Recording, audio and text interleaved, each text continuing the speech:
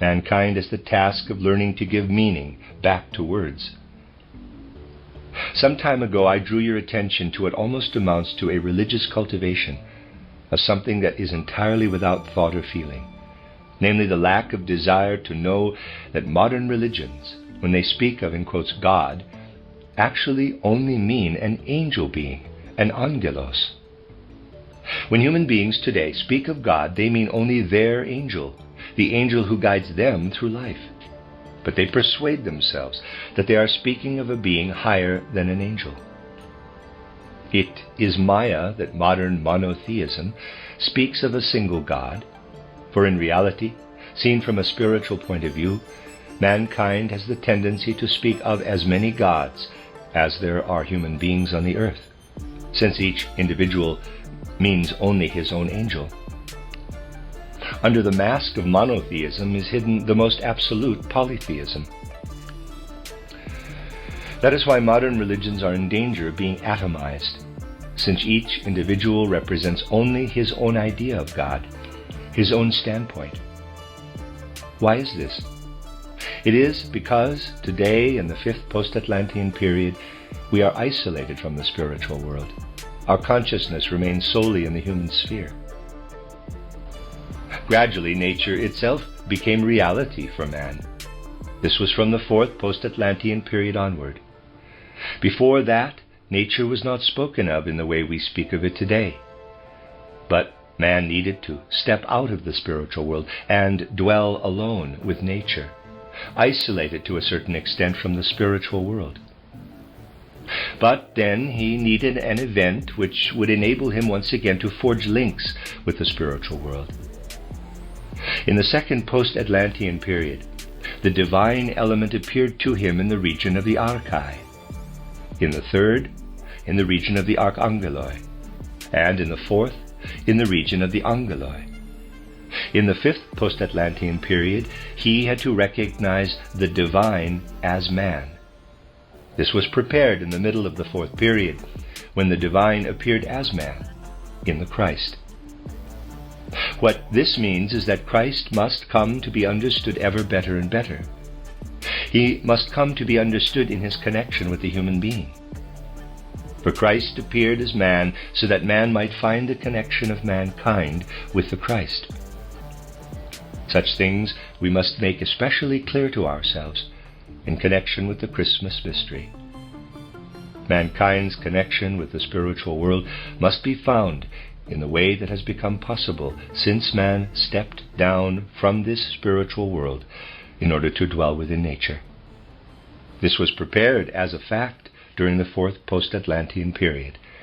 Now in the fifth post-Atlantean period, it must be understood, really understood.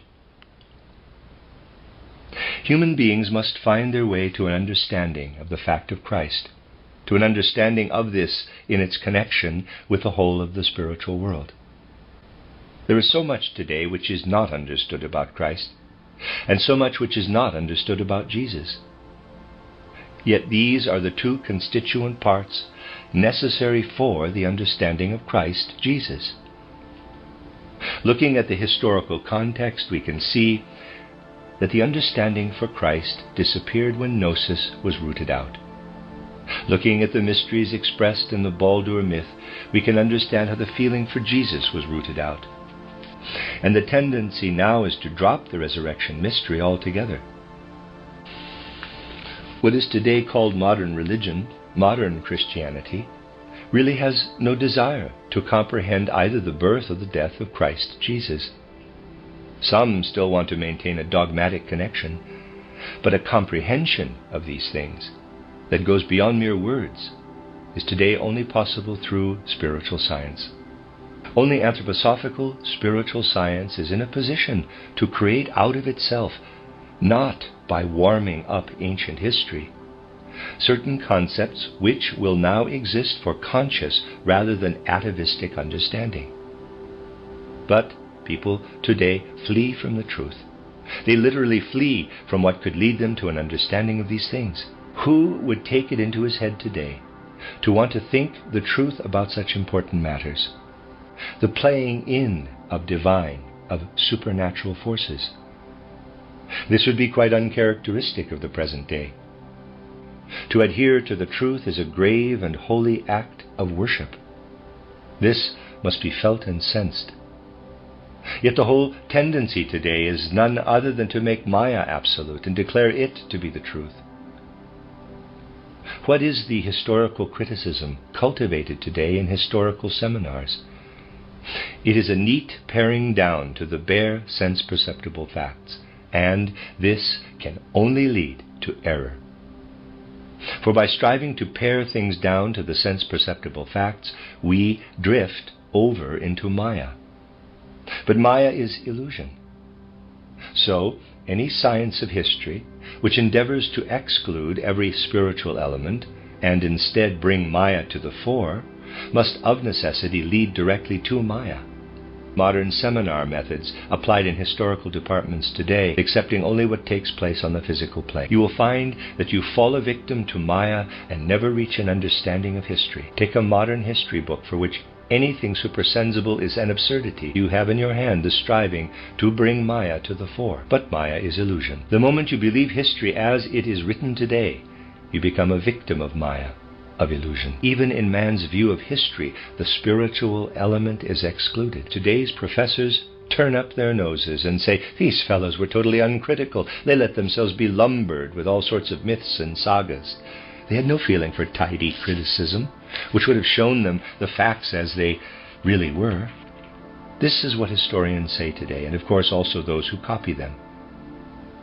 The people in those days were childish, they say.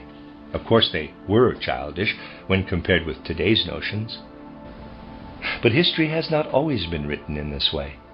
It was done in former times with the inclusion of not only the physical facts, but also with the meaning they had in relation to the spiritual world.